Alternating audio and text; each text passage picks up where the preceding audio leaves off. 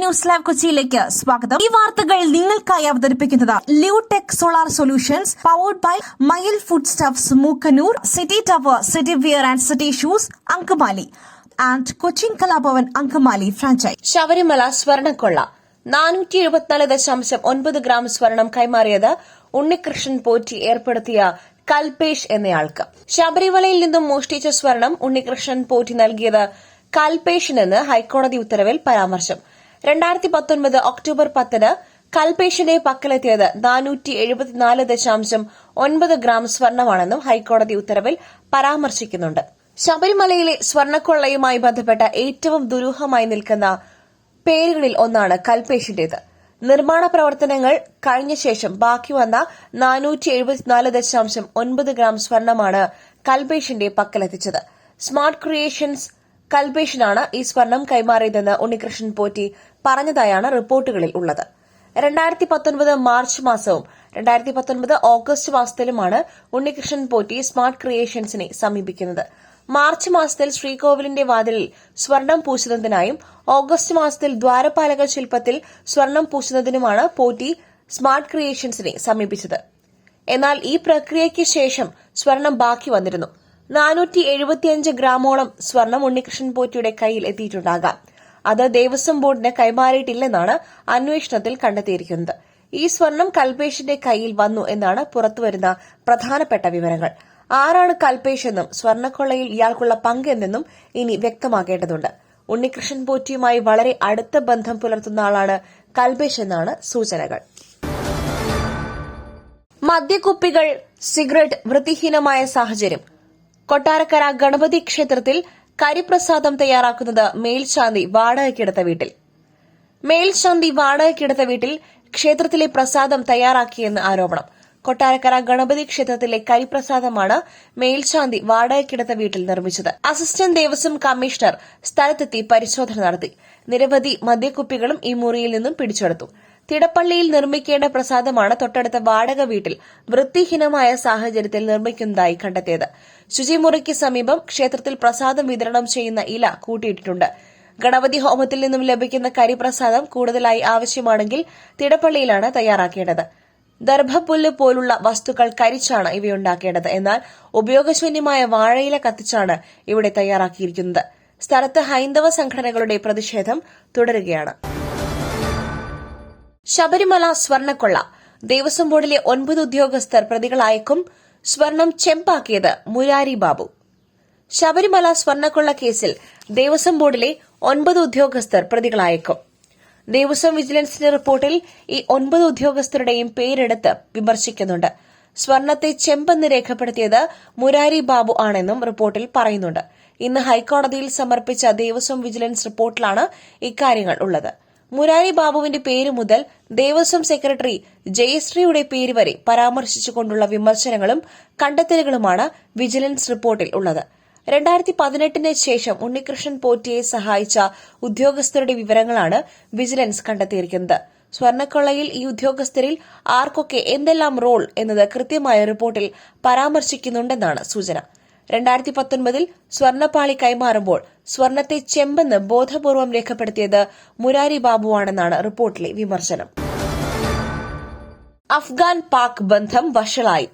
രാജ്യത്തെ ദുരുപയോഗം ചെയ്യുവാൻ ആരെയും അനുവദിക്കില്ല. പാകിസ്ഥാന് മുന്നറിയിപ്പ് നൽകി അഫ്ഗാൻ വിദേശകാര്യമന്ത്രി. അഫ്ഗാൻ വിദേശകാര്യമന്ത്രി ആമിർ ഖാൻ മുത്തക്കി. അഫ്ഗാനിസ്ഥാനെ ദുരുപയോഗം ചെയ്യുവാൻ ആരെയും അനുവദിക്കില്ല. പാകിസ്ഥാൻ അഫ്ഗാനിസ്ഥാൻ ബന്ധം വഷളായി. ഇന്ത്യയുമായി അടുക്കുവാനാണ് അഫ്ഗാൻ വിദേശകാര്യമന്ത്രിയുടെ സന്ദർശനം. പാകിസ്ഥാൻ അഫ്ഗാനിൽ കളിക്കുന്നത് നിർത്തണം. അഫ്ഗാനിസ്ഥാനെ അധികം പ്രകോപിപ്പിക്കരുത്. നിങ്ങൾ അമേരിക്കക്കാരോട് ചോദിച്ചാൽ അഫ്ഗാനിസ്ഥാനുമായി ഇത്തരം കളികൾ കളിക്കുന്നത് നല്ലതല്ലെന്ന് അവർ നിങ്ങളോട് വിശദീകരിക്കും. ഞങ്ങൾക്ക് ഒരു നയതന്ത്ര പാത വേണം, അഫ്ഗാൻ വിദേശകാര്യമന്ത്രി പറഞ്ഞു. അഫ്ഗാനിസ്ഥാന്റെ മണ്ണ് മറ്റൊരു രാജ്യത്തിനെതിരെയും ഉപയോഗിക്കുവാൻ അനുവദിക്കില്ലെന്ന് വിദേശകാര്യമന്ത്രി ആമിർ ഖാൻ മുത്തഖി പറഞ്ഞു. കേരള സർവകലാശാലയിലും SFIക്ക് ചരിത്ര വിജയം. കേരള സർവകലാശാലയ്ക്ക് കീഴിലെ കോളേജ് യൂണിയനുകളിലേക്ക് നടന്ന തിരഞ്ഞെടുപ്പിൽ SFIക്ക് വമ്പൻ വിജയം. കണ്ണൂർ കാലിക്കറ്റ് MG സംസ്കൃത സർവകലാശാല കോളേജ് യൂണിയൻ തിരഞ്ഞെടുപ്പ് വിജയത്തിന് പിന്നാലെയാണ് ഭൂരിപക്ഷം കോളേജുകളും SFI ഒറ്റയ്ക്ക് നേടിയത്. തിരഞ്ഞെടുപ്പ് നടന്ന 79 കോളേജുകളിൽ 42ലും SFI നേരത്തെ എതിരില്ലാതെ തെരഞ്ഞെടുക്കപ്പെട്ടിരുന്നു. വെള്ളിയാഴ്ച തെരഞ്ഞെടുപ്പ് നടന്ന കോളേജുകളിൽ KSU, ABVP കൈവശം വച്ചിരുന്ന യൂണിയനുകളും SFI പിടിച്ചെടുത്തു. Thiruvananthapuram Mar Ivanios, Kattakkada Christ Nagar, Kottarakkara Saint Gregorios, Ambalappuzha government college, Pandalam NSS, Nilamel NSS, Kundara IHRD തുടങ്ങിയവ SFI തിരിച്ചുപിടിച്ചവയിൽ പെടുന്നു. Thiruvananthapuram university college, arts college, women's college, Chengannur Christian college തുടങ്ങിയവയിൽ SFI വിജയം ആവർത്തിച്ചു. പുട്ടു രുചികരമാവണമെങ്കിൽ മയിലിന്റെ പുട്ടുപൊടി തന്നെ വേണം. അതിന് ചെമ്പാപ്പുട്ടാണെങ്കിലും അങ്ങനെ തന്നെ. മയിൽ റൈസ് ആൻഡ് ഫുഡ് പ്രൊഡക്ട്സ്, ശ്രേഷ്ഠം സമ്പുഷ്ടം. കാട്ടാളൻ ചിത്രീകരണത്തിൽ ആനയുമായുള്ള ആക്ഷൻ രംഗങ്ങൾക്കിടയിൽ ആന്റണി വർഗീസിന് പരിക്ക്. സംഭവം തായ്ലൻഡിലെ ചിത്രീകരണത്തിനിടയിൽ. പാൻ ഇന്ത്യൻ ബ്ലോക്ക് ബസ്റ്റർ ആയ മാർക്കോ എന്ന മാസ് ആക്ഷൻ ത്രില്ലർ ചിത്രത്തിന് ശേഷം ക്യൂബ്സ് എന്റർടൈൻമെന്റ്സിന്റെ ബാനറിൽ ഷെരീഫ് മുഹമ്മദ് നിർമ്മിക്കുന്ന ബ്രഹ്മാണ്ഡ ചിത്രമായ കാട്ടാളന്റെ തായ്ലൻഡിലെ ചിത്രീകരണത്തിനിടയിൽ ചിത്രത്തിലെ നായകനായ ആന്റണി വർഗീസിന് പരിക്ക്. ആന്റണി വർഗീസും ആനയുമായുള്ള വമ്പൻ ആക്ഷൻ രംഗങ്ങൾ ചിത്രീകരിക്കുന്നതിനിടയിലാണ് താരത്തിന് പരിക്കേറ്റത്. ഓങ് ബാക്ക് സീരീസ് ഉൾപ്പെടെയുള്ള അന്താരാഷ്ട്ര ആക്ഷൻ ത്രില്ലറുകൾക്ക് സംഘടനമൊരുക്കിയ ലോകപ്രശസ്തനായ കെച്ച കെംബാഗ്ഡിയുടെയും അദ്ദേഹത്തിന്റെ ടീമിന്റെയും നേതൃത്വത്തിലാണ് ചിത്രത്തിലെ ആക്ഷൻ രംഗങ്ങൾ തായ്ലൻഡിൽ ഒരുക്കുന്നത്. ഓങ് ബാക്ക് സീരീസിലൂടെ വലിയ ശ്രദ്ധ നേടിയ പോങ് എന്ന ആനയും കാട്ടാളന്റെ ഭാഗമാണ്. ചിത്രത്തിന്റെ ഹൈലൈറ്റായി മാറുന്ന രീതിയിലാണ് ബ്രഹ്മാണ്ഡ ക്യാൻവാസിൽ തായ്ലൻഡിലെ ആനയുമായുള്ള ആക്ഷൻ രംഗങ്ങൾ ചിത്രീകരിക്കുന്നതെന്നും സൂചനയുണ്ട്. മലയാള സിനിമ കണ്ട ഏറ്റവും വലിയ പൂജാ ചടങ്ങുകളോടെയാണ് ചിത്രം ലോഞ്ച് ചെയ്തത്. ഒരു പാൻ ഇന്ത്യൻ ചിത്രമായി അവതരിപ്പിക്കുന്ന കാട്ടാളൻ മെഗാ ക്യാൻവാസിലാണ് ഒരുക്കുന്നത്. ആക്ഷൻ ത്രില്ലറായി ഒരുക്കുന്ന ചിത്രം നവാഗതനായ പോൾ ജോർജാണ് സംവിധാനം ചെയ്യുന്നത്. കാന്താര, മഹാരാജ എന്നീ ചിത്രങ്ങളിലൂടെ തെന്നിന്ത്യയിൽ തരംഗമായി മാറിയ കന്നഡ മ്യൂസിക് ഡയറക്ടർ അജനീഷ് ലോക്നാഥ് സംഗീതമൊരുക്കുന്ന ചിത്രത്തിൽ വലിയ താരനിരയാണ് അണിനിരക്കുന്നത്.